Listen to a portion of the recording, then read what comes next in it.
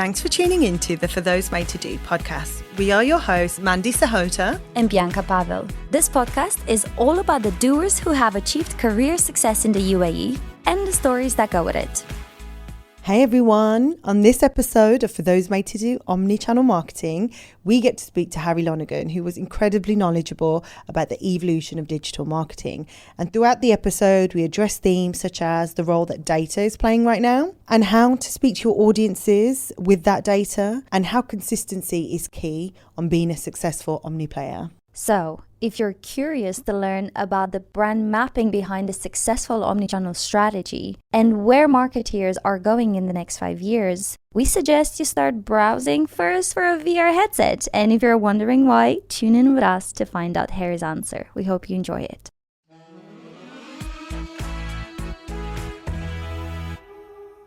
Hello everyone, and welcome back to a new episode of For Those Made to Do. Today, we're unpacking another hot topic for the Dubai market. We'll be looking at how brands, big and small, are building close relationships with their customers by aligning themselves with the lifestyle of the Dubai resident, which is always on the go and constantly connected. So our focus today is omnichannel marketing. Now, we've already spoken about marketing in season 1 in episode 12, so if you haven't already listened, you can catch it online. It's with Shire and it has lots of great insights on how AI is changing marketing for the better. So now we decided to dive back into marketing, but this time we're looking at the strategies that brands are using in this space to succeed across retail, mobile, and web. Why are we talking about this? Well, omnichannel is becoming the new standard in selling in this part of the world. And also data shows that it can increase sales by a whopping 287%. So if you're a marketeer in this space, you should know about it and you're probably using it already. But with so many moving parts, mastering it is not easy. So we're really lucky today to turn to a pro who can teach us the ins and outs of this really exciting space for brands. So we're welcoming to our studio Harry Lonergan, the current head of digital marketing and CRM at Altair Insignia, a leading luxury retail in the Middle East. In his 11 plus years of experience, Harry has helped build customer experience and brand promotions across Adidas Golf, Sun & Sun Sports, Hilton, and many more brands all across the GCC area. So Harry, thank you so much for joining us today. Welcome to our studio, and we're super excited to hear your insights. Thank you very much for having me. And can I say 10 out of 10 for pronouncing my last name correctly? That's one that rarely anyone ever gets. Take that box. I've been practicing. Thanks, Bianca. And it's really lovely to have you in the studio today. And to get the conversation warmed up a little bit, we're going to kick off with an icebreaker. So we want to know, what was the last thing that a brand convinced you to buy through marketing, even though you didn't really need it? Do you know what? I'm not that much of an impulse shopper, so I'm very thankful, and I'm sure my bank account is thankful as well. But one brand that has really caught my attention, and I've not made the purchase yet, but I'm absolutely sold, and I don't know why. It's a set of frying pans called Hex.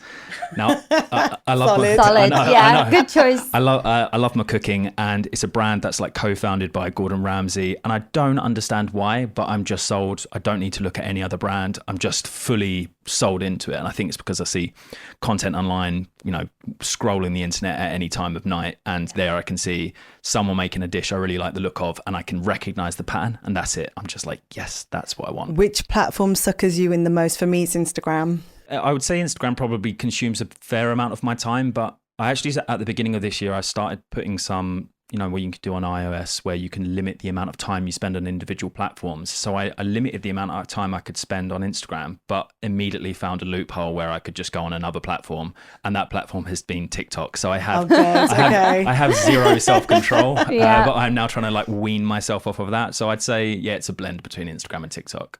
Amazing. So thank you for sharing. So you have wealth of experience spanning across hospitality, retail and e-commerce. So can you tell us more about your career story to date? Yeah, so digital marketing has definitely been the field that I've just taken a natural shine to. I've found the ability to read and analyze data very interesting, although on the front of it, it obviously sounds boring. You're just looking at graphs and trying to find insights. But when I moved over to the UAE, I just sort of found that this place was so quick at adopting change that someone with limited experience could jump on a fast moving train and be accepted, and you could grow with the industry. Whereas where you look at more developed markets, it's very hard to actually crack into because so many people are set in their way, and people are obviously never a big fan of or advocate of change, whereas this place is so adoptive of change and progression.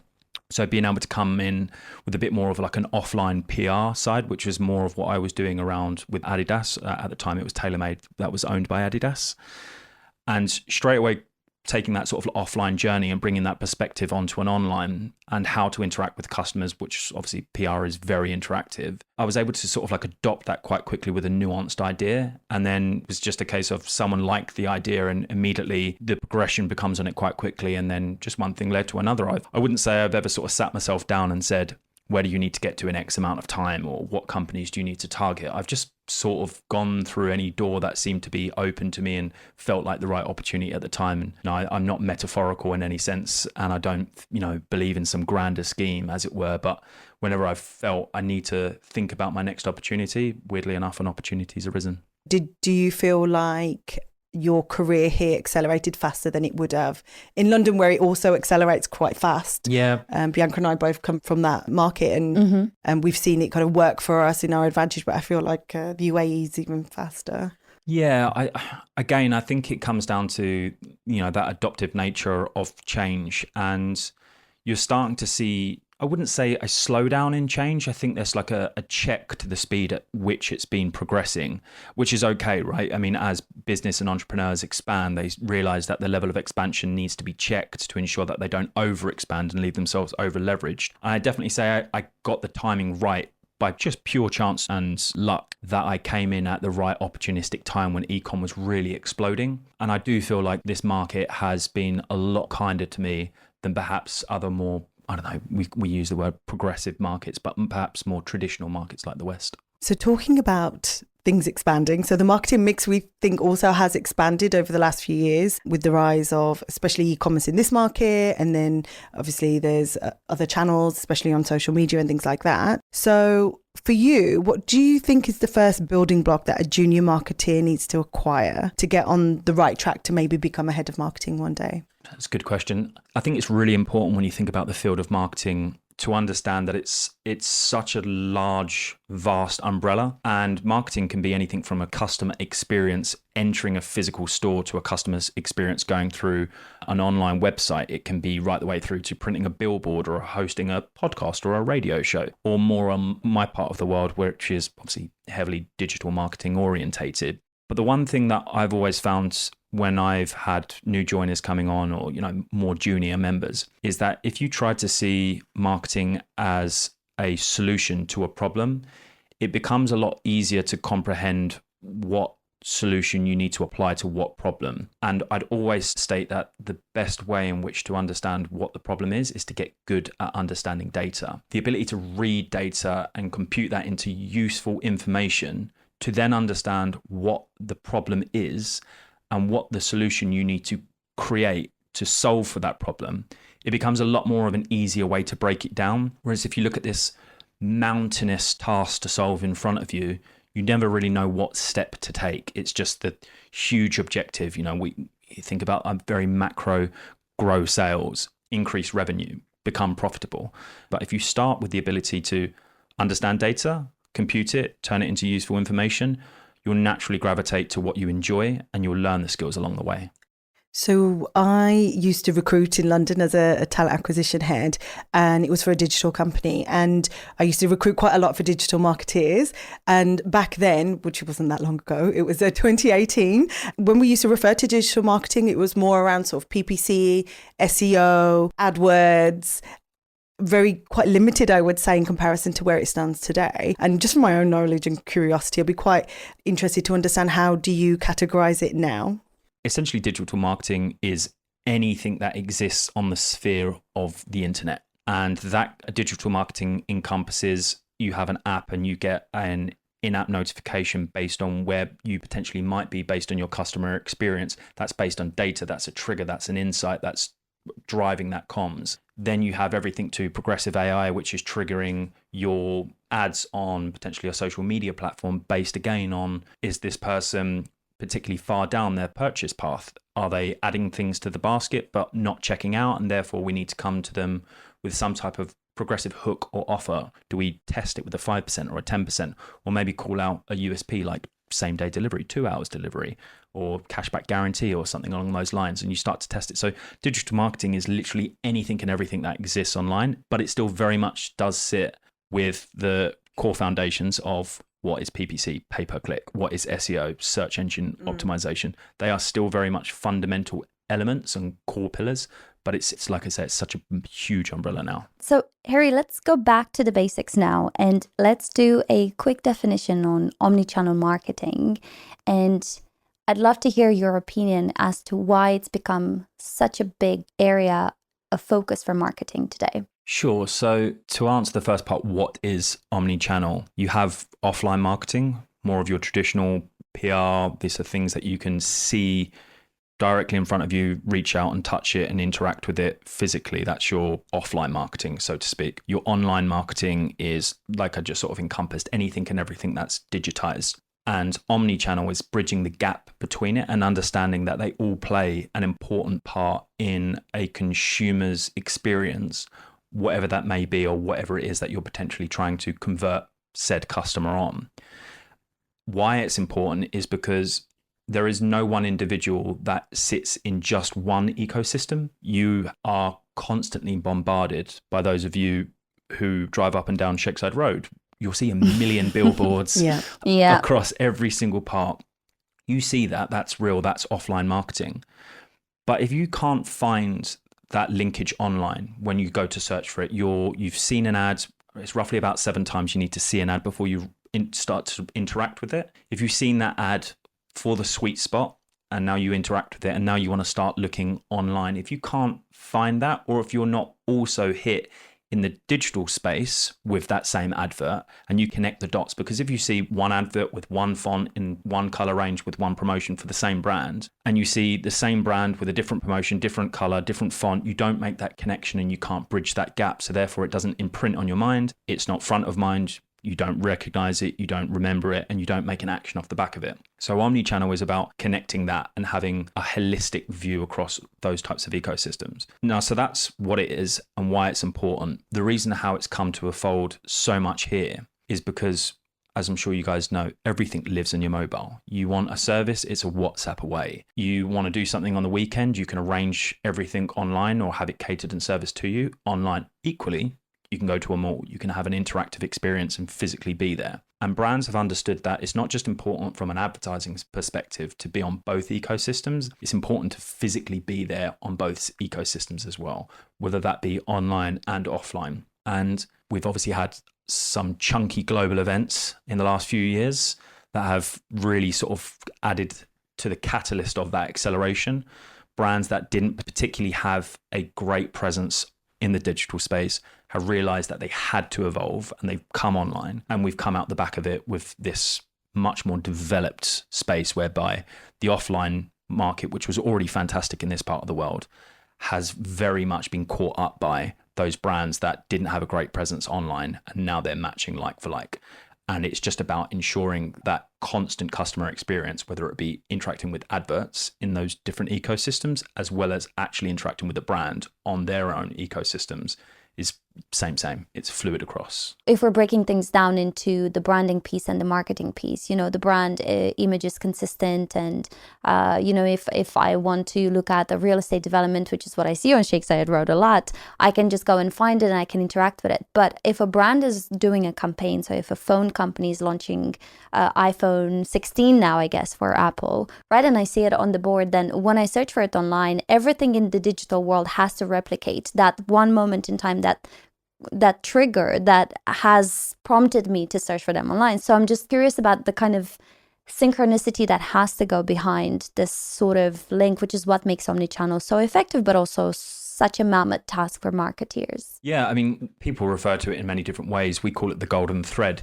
And it's essentially, you must always, when you have a marketing campaign or you have a strategy shouldn't change quarter to quarter, half to half. A strategy should be embedded throughout your entire whatever cycle that you're looking to go for. But you're exactly right, and you've hit the nail on the head when it comes to that synchronization between seeing something that is just an awareness or equity driving advert to then actually engaging and wanting to find more, and therefore going from just that upper funnel part that you speak about, becoming aware, to that middle funnel part about being engaged and becoming a considered customer. And we think of the marketing funnel as a linear journey from awareness down to consideration, right the way through to conversion and then ultimately loyalty. But it's not really a linear journey. It's more like this infinity loop, because you're constantly in and out of the learning, the consideration, you're being made aware of something new.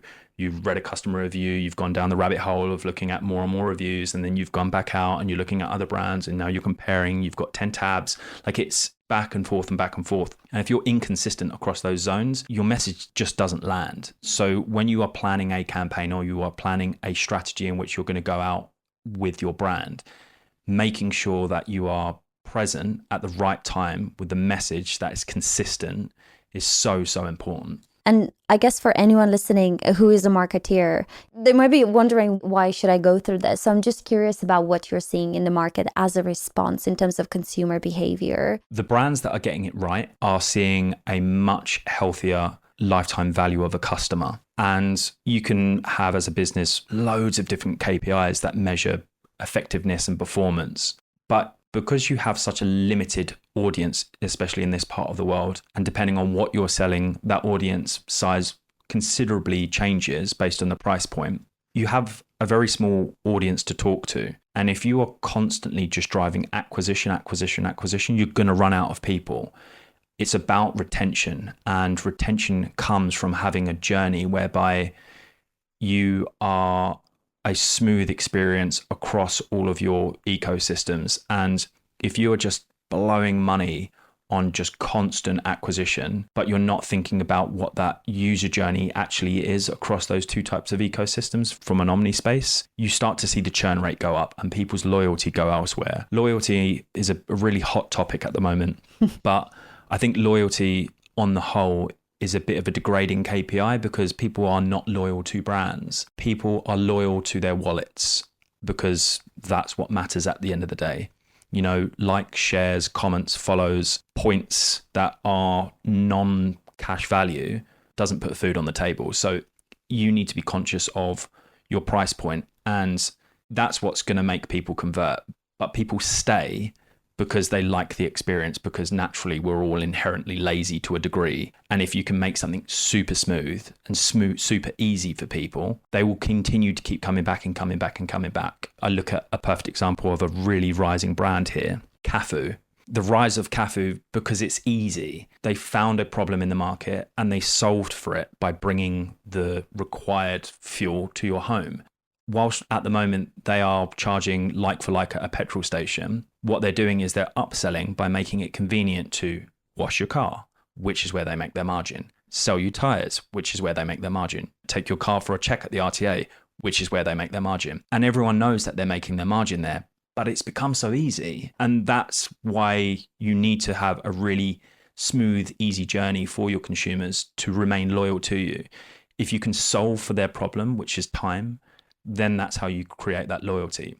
If your consumer experience is super difficult and super frustrating, it doesn't matter about the price. The price will get you in, but it won't keep the customer. The loyalty comes from like the ease of the service. How do you think this like affects, say, FMCG brands and things like Heinz tomato ketchup, for example? There's so many more like cool new hipster brands coming out where it's like a little bit more homemade. How would this affect, how would kind of that work? Or is it just more around experiential products like a Cafu? Yeah, and it's a really interesting question. You think of brands that have established a massive heritage over such a strong period of time. You think of like, you know, my ex-company Hilton, they recently passed their 100-year anniversary. And you look at how long it took them to get, I think it was 300 million rooms. It took them 100 years to get that. It took Airbnb 5. And you need to understand that you cannot be stagnant in your approach to just grinding your heels into the ground and saying we are immovable. What we have is great. And I mentioned earlier that, you know, a strategy shouldn't be something you flip-flop between, but you must be cognizant of your consumer habits. And if your customer via data, which you are transforming into information, is telling you they want something else. They want your packaging to be eco-friendly. They want your products to be disposable. They want your products to have less ingredients that potentially are classed as maybe a carcinogenic, even if it's 0.0001% of a milligram. If they want something that's, animal friendly and hasn't been tested, you must change and adapt. So I think the FMCG space is a highly competitive one, and it's extremely difficult to break into because you look at the amount of money FMCG spends. They're on every football stadium across the planet. They are in every airline that you go on. The minis are there. They spend billions on advertising, but they are losing to the people that have identified those small little gaps in the market. We want it organic. We want it low carbs. We want a plant-based version. And I look at someone like McDonald's, actually, which I think, park all the negatives in terms of it's not good for you on the whole. They are a brand that has very, very much adapted, and they've seen people want 100% organic meat. They want things that are biodegradable packaging.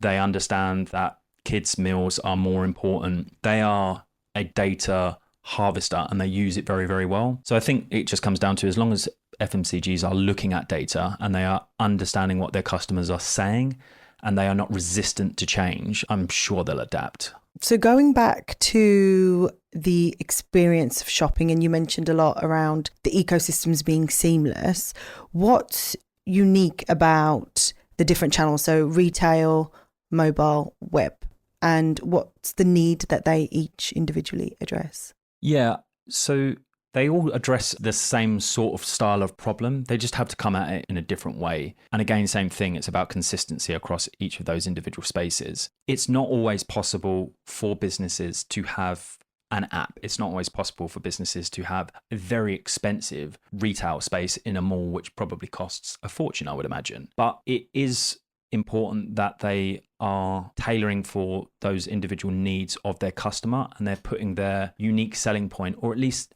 the main KPI of what it is that they're trying to solve for in the way of a problem. And that's very, very apparent to a customer. I refer back to Cafu. The idea of someone turning up with fuel isn't wildly untoward. We all know what a recovery service does. They can come at any time, they can fill your car up if you run out of fuel. But the way in which that they have positioned themselves as solving for that problem, they've made themselves their own market. And if you're going to have web and you're going to have mobile, make sure it's seamless, make sure it's not difficult, make sure it's easy for a customer to migrate through. If you're going to be present on both online and offline, don't treat it as two separate P&Ls. It shouldn't just be that you have a .com site and you have a retail space and the two don't talk to each other, because as far as a customer is concerned, they'll walk up to a customer representative and say, I saw this online for X price, but in your shop you've got it for Y. You need to have that consistency across the board. So that's sort of what I refer back to. And there's a brand that I think does particularly well. I think I can say it because it's definitely not a competition for my brands, at least, is Home Center. I actually think they have a very, very good omnichannel experience. Their website is easy. It's tailored to the fact that it's home furniture, which means that they have proper, when you look at a PDP, a product display page, you can interact with the imagery properly, which is good for context when you're buying something that's a bed, which is 2 meters by 2 meters. And if you just try to do it as if it was like a top, it wouldn't be the same way. So they tailored their approach based on their product. And then when you take that web or app and you take it into a shop, the store staff all know what it is you're looking at. They can access information in exactly the same way. And you don't have that blank, confused, staring vacantly back at you because you've asked a question that they have absolutely no idea on. They are all trained on how to use the app. And that's that seamlessness that a lot of companies struggle with. So you gave us a local example, so thank you for that. And just to kind of delve into that a little bit further, when we think of like Dubai's cultural diversity, because there's a lot of different cultural systems at play, how do you create marketing campaigns that resonate across different cultures whilst maintaining this unified brand message? Yeah, and I'd say that's probably one of the hardest things to do. And I mentioned earlier about the golden thread. The golden thread doesn't necessarily have to be exactly the same terminology and the wording. You don't have to use the same imagery or demographic and try and target one populace versus another. The golden thread is that you are consistent in terms of what you are communicating about. My brand is providing X solution. we are 2-hour delivery. You can have price match guarantee. These are the things that you are able to constantly bring your communication back to. But it's important to understand that when you have a messaging market, it can't be a one-size-fits-all approach, but also understand that you're not going to be able to get your product for absolutely everyone. It's important to understand that what you're selling has an audience. Find who your audience is and test it. And you can do this, thankfully, on digital marketing very, very easy. We call it split testing or A/B testing, however you want to put it. And local representation is super important. There are a myriad of studies that say when you include the local demographic and you are speaking to them in their culture, in their tonality, and they feel represented, the engagement rate is significantly higher. So there is an easy way to split test these audiences out by having multiple creatives in market at any one time, testing out what message that you want to put forwards and allowing that customer to interact with it. You don't have to have just one asset and hope that to God that you manage to connect with everybody out there. You can have multiple assets, but what's mentioned in terms of the content and what you're trying to get across that you want to resonate to the customer, that's the golden thread in which you want to stick to. What it is you're talking about or what it is that you're showing, as long as it's contextually relevant to the demographic that you're speaking to, you can have 20 assets out there as long as your budget supports it. But testing is the key one. So in my role, I coach a lot of our students. They're in postgraduate education and they love the idea of brand marketing. And a lot of the times in this region, you see a lot of the job descriptions are asking for that person to be a native level Arabic speaker. So in your experience, has that impacted you in some way, that kind of cultural nuance or not being kind of like native to the region as a marketeer? And what's the point of view difference? So in short, no, I don't feel like it has impacted me on a personal level. Obviously, I can't speak for everyone out there, but I think Dubai and the UAE on a wider basis is, whilst it has a very large mixing pot of social colours and diversity and ranges and beliefs and views, you don't have to have a one-size-fits-all approach. Just because I'm from the UK and I speak with an accent from the Southeast does not limit me from my ability to understand what someone who is born and raised here may or may not be feeling or thinking about in terms of how they want to interact with it, because I bring it back to the same point. Everything is captured in data, and if you can understand what that data says, there's nothing wrong with having translated into the correct form of Arabic, ensuring that it is represented either by an Emirati national or perhaps someone else from the GCC or MENA region. So whilst yes, it's incredibly diverse and we are starting to see more and more roles, especially with the drive for Emiratization, I don't think it is impacting people, and I don't think people should see it as, oh, my window to get into this industry is closing. I think as long as this place continues to stay extremely diverse, they'll want diverse people at the table. Yeah. We look at every company that's evolving, you want a mix of people making decisions, because then you have a very diverse approach in which you can solve for a problem. If you have a very stiff set of people from one demographic, the solutions that they're going to give for the problem is going to be centered around their demographic. So the wider the diversity, the wider array of solutions you're going to be able to come, and the ideas that you're going to have, and that cross-pollination, people think in different ways. Not at all. I think as long as you're open, and again, like the FMCG example, as long as you're not like stuck in your ways and you're open to the idea of change and flexing towards a different demographic, a different way of thinking, no, I don't think it should stop anyone. Not to mention that, when there isn't diversity in the room, the company can actually look really bad and lose a lot of money and lose 100%. A lot of the loyalty. And there are a lot of very famous examples. I think Pepsi and I think most major brands have done a boo-boo at one point because they haven't really listened to diverse opinions. And there were some specific ads where me and my friends were sitting there and we're like, yeah, there was definitely no woman in the room when they made decisions about this commercial. They wouldn't have got it out otherwise. So I feel like it's also a really valid commercial point of like getting different perspectives on something. 100%. I won't give the exact example of the brand that happened, but we work with many of the brands, and one of them happened to be an American brand, and they were thinking about doing something with a camel. And I know this sounds ridiculous, but I just was like, you guys, at one, I think you're hitting the mark here, but two, I'm almost certain that camel has 2 humps, and I'm pretty sure our camels only have 1 hump. And I know it sounds stupid, but they just thought of it It's Camel's the a camel, yeah. Camel's a camel. Yeah. Turns out it was a Bactrian camel that is only found in the Nepal region. I'm like, you're Yeah. incorrect. Yeah. So Hilarious. that's a perfect example. Yeah, it's funny. All right, so I kind of want to bring a bit of perspective on the levels of your work and the strategy that goes behind executing omnichannel really, really well.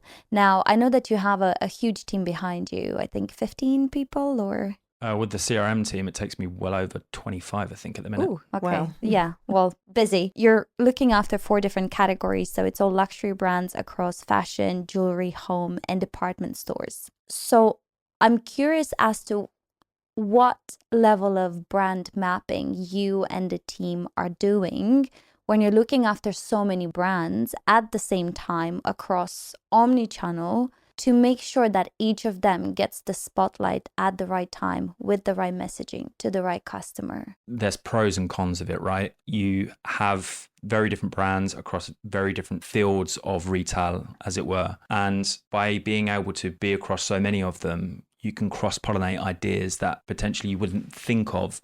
I think of a luxury brand like Bloomingdale's, for example. Again, you can become stuck in your ways if you only think of it as luxury. But if you think of the perspective of Mamas and Papas, which is still a very luxurious brand for child product brand and service, the ways in which you can acquire customers or talk to customers, those learnings can be then lifted and shifted across.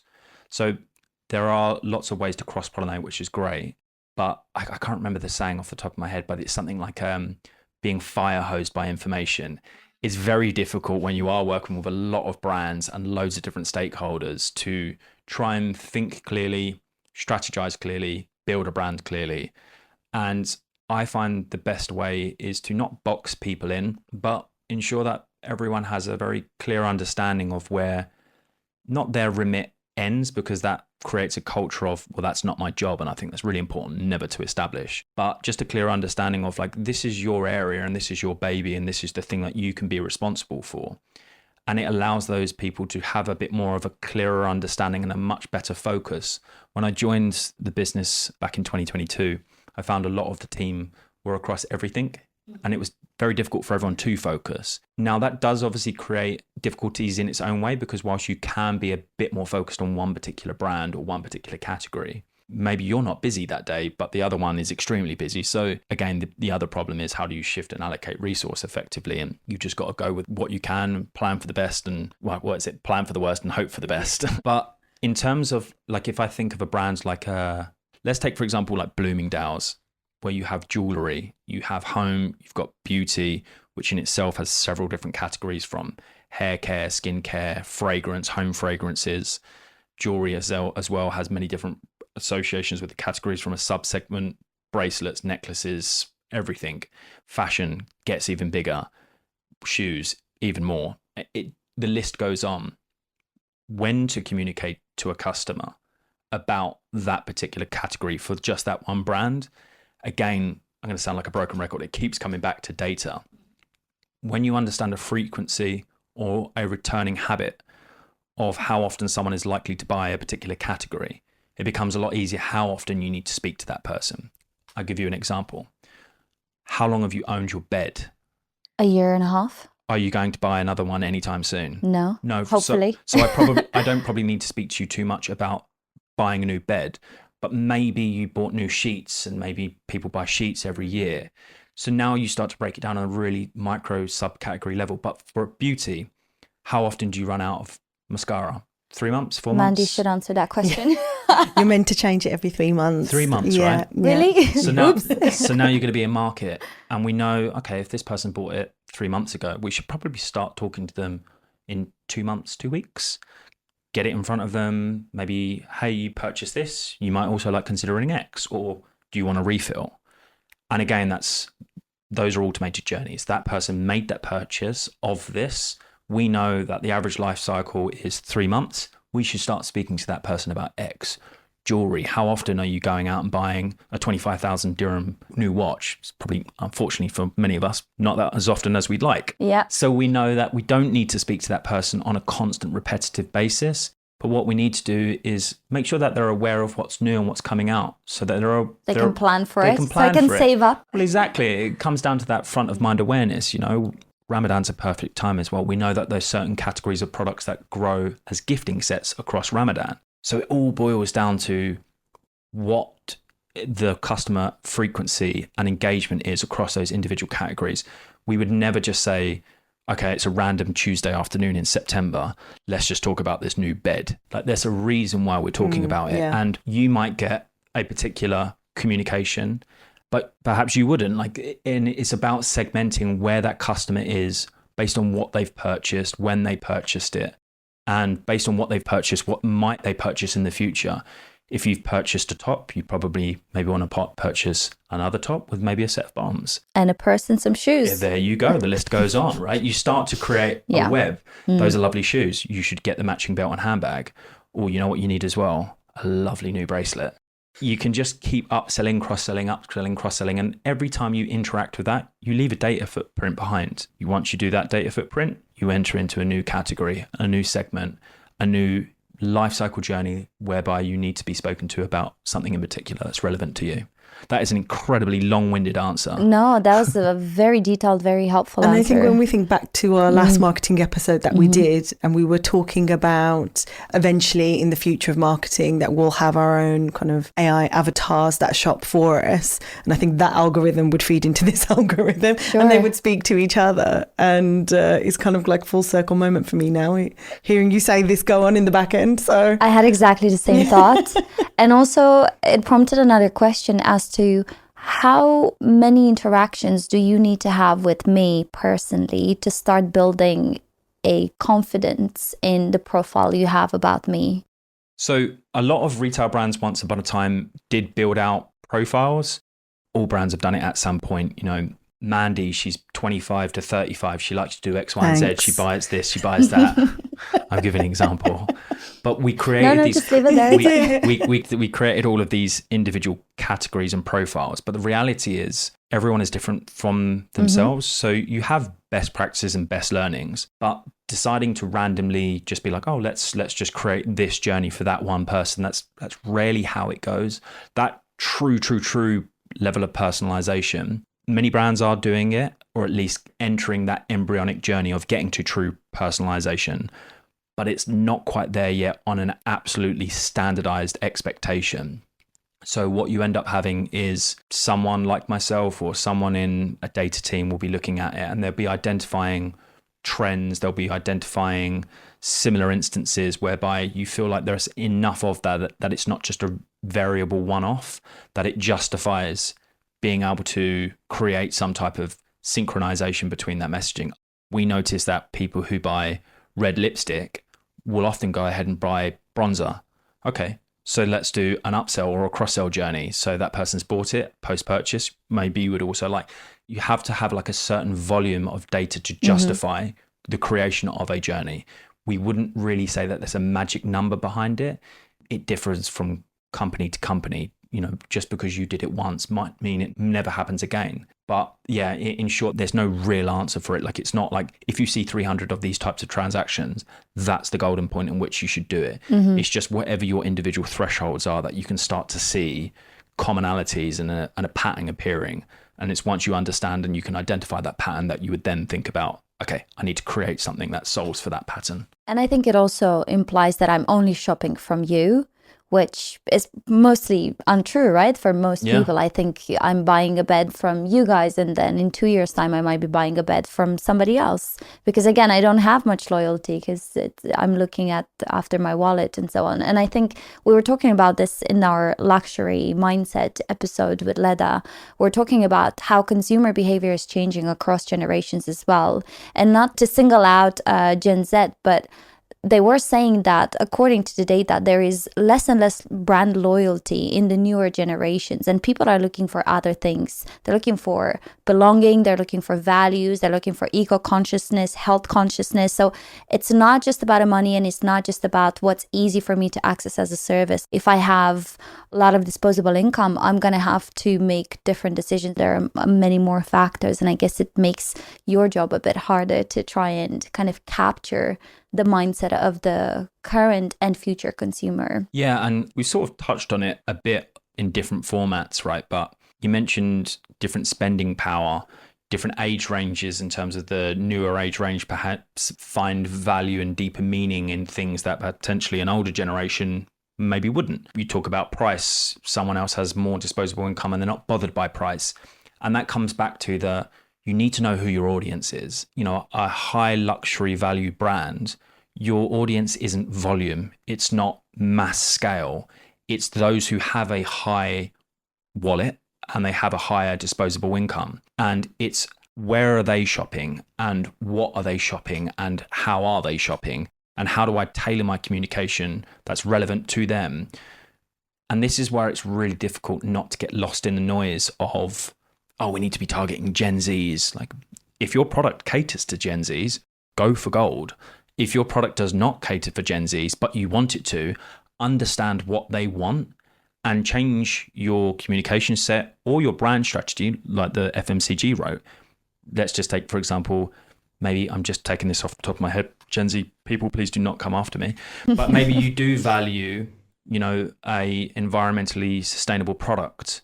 Okay, then if we want to target the Gen Zs, we need to make sure that one, the product is environmentally sustainable, and then two, tell them it's environmentally sustainable. Yeah. And that's what you need to take into consideration when you're adapting across these different audience profiles. I know my dad is in his 60s. He doesn't care if he leaves every single light on in the house. Like, it's just, that's not his culture and that's not his mindset. So I'm not going to ram the message down his throat. By the way, we're an environmentally brand. He just cares that it works, it's going to turn up on time, and he doesn't have to buy another one in 3 months' time. So I'm going to talk to him about like reliability, the quality of the product, other things that are important to him. It's going to arrive in 2 hours, but someone else might be happy for it to arrive in 2 weeks, just as long as it's sustainable and as long as it came here. Someone came on a pilgrimage and they walked here all the way here, and you don't have to worry about any carbon monoxide being polluted via expensive air freight, but this is how you got it. And that's important to them.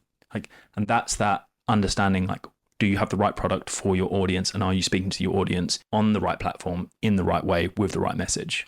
And I think when we look back, Omnichannel is really about 10 to 15 years old as a strategy. And it started in 2010 and it took a while for people to actually notice it and start using it. And now it's huge. What's coming up in the next 5 years in terms of the growth of Omnichannel, maybe the transformation, because there's now so much tech coming into marketing, and with data as well, is just becoming more and more exciting and scientific. So where do you think the space is going the next few years? So I still think, whilst you think about 10 to 15 years on a scale sounds like a relatively long enough time, I don't think Omni has really scratched the surface of where it can be and where it should be.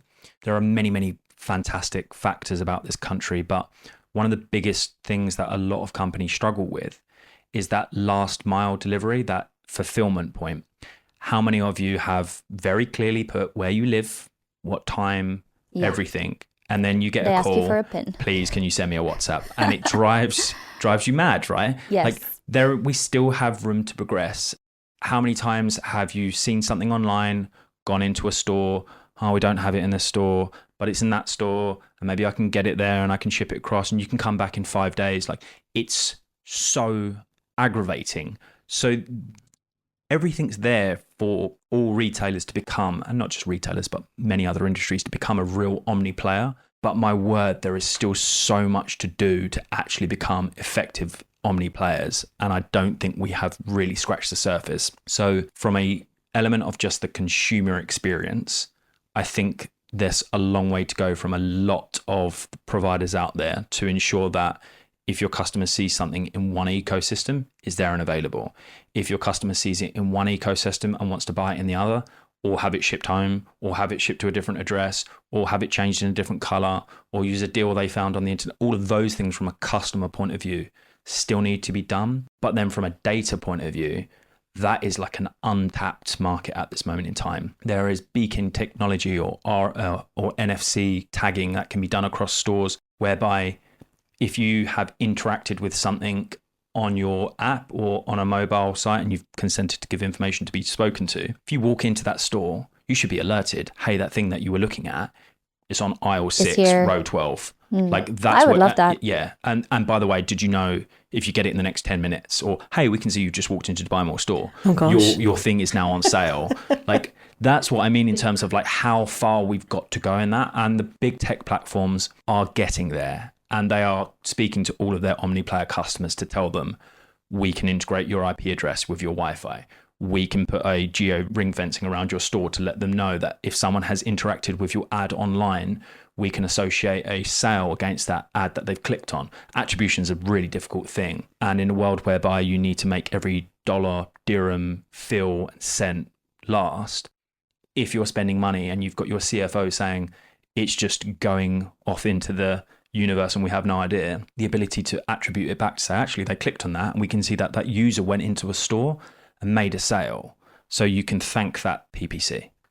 And that's where there's so much more tech to go. You think of like, there are so many things that are fads at the moment, which have real legs if they're utilized properly. You think of like smart mirrors, where you go in and, we don't have that in the shop available in that color, but we do have it available in this color. However, if you just go and try it on and change the color, we can have that shipped to your house. So the integration of technology exists, but the adoption of it isn't quite there. It's still quite fad at the moment, as in like it's a fun marketing tool, but it's not really being utilized or commercialized properly yet. And to kind of wrap up, I really love the way you're thinking. And as you were speaking about all this cool new technology, I was wondering, how does a marketeer become aware of all the options they have? So what are the tools? Because Mandy was talking at the beginning about Adobe and, the kind of old school toolkit for a marketeer. And Old school. Old school? Because when we were coming up with the question, the original, the OG tools. And I remember I had some screening questions and I was like, right, do you know how to use AdWords? Do you know how to use Google Analytics and Adobe Creative Suite? Photoshop. Yeah. And that was it. That's what I was asking for. And now I think the technical requirements would be like an unlimited list. So how's it changed? The screening questions. Yeah. I mean, like I would never ask a candidate, like, do you know how to, like, do you have AdWords experience? Because so much of it is just automated now. Like we talk about AI being the big buzzword that's really sort of skyrocketed in the last 18 months, but it's not new. It's been around for quite some time. The big platforms just have not used the word AI because they understand that if a marketeer walks into their CFO or CEO office and said, oh, by the way, we're not actually going to do this anymore. We're just going to let this computer do it for us. They'd be like, absolutely not. Like, what are we paying you for? Yeah. But they don't understand it's the adoption and how to use the AI. So like gone are the days where you're filling out an Excel spreadsheet of like 50 million varieties of a keyword and then loading it into AdWords and setting like manual auction bids. So what do you think is going to be the new standard when you're hiring in the 2 years' time a junior marketeer? What do you want them to be able to do? I would sort of towel this off with how we started. Like you have to have an appetite to want to find trends and patterns in data. And it doesn't matter what field of marketing you go into. It does not have to be digital marketing. If you want to work in PR and F&B or events, if you don't know how to see trends and you don't know how to see opportunities via data, you are going to really, really struggle. Gone are the days of just having a fun, cool sounding idea. Like people's budgets are very tight these days. Like you need to make it work. And if you are not building a really solid business case to say, I have identified an opportunity or I have spotted a problem and here is what I would suggest we do to solve for it, that would be where it comes down to. If it's a junior role, I'm not looking for an enormous field of expertise. It's more, can you handle and can you internalize data and then spit out information? Like that for me is the key challenge. Absolutely. And what would you say is the most creative part of the omnichannel experience? So say, for example, when we go back to the old kind of marketing profile, they were seen as creative types. So in that instance, because everything's moving into a more data analytical direction, where does the creative go? Where would you say it sits in when you think of omnichannel? Yeah, and look, this is the hard part, right? Because you're asking left brain and right brain to marry up with each other. And essentially, we mentioned about, a diverse team. You're going to have people who are mavericks in some area and mavericks in others. And if you have a team that's diverse and you've got someone who's fantastic at crunching numbers and spitting out information, but they can't think of an idea, if you have someone else who's very creative, but potentially that's not their forte in terms of crunching numbers, you'll be able to bridge that gap. I don't think there is many unicorns out there that are fantastic at both of them. It's about understanding that you need people of different strengths and ways in which they think, because I will read something and I will compute it in a different way and think of one solution. Someone else will see something differently, and just let the best idea win, right? That's the most ideal way, I would say. Like you said, with digital marketing, you can kind of see the results in real time or really, really quickly, much quicker than before. So I guess, it's a testing ground for sure. fresh ideas. All right. Thank you, Harry. I think that draws us to a close. We really appreciate all the insights shared with us today. There's lots to think about, especially for this world of omnichannel, but I'm not going to say world, I'm going to say ecosystem, because you mentioned that quite a lot. So thank you very much. And we always like to close off the episodes with a teaser to the wild card question. So I'm going to run this by you, gives you a little bit of time to think, and we'll answer it in our bonus episode. So do you see augmented reality creating a new market segment by changing how buyers interact with brands to make new purchases? All right, so I'll leave that with you. And again, thank you very much. Thank you very much for having me. It's been a very, very enjoyable experience. And thank you for making my first podcast a very, very fun podcast. We loved having you. Thank you so much.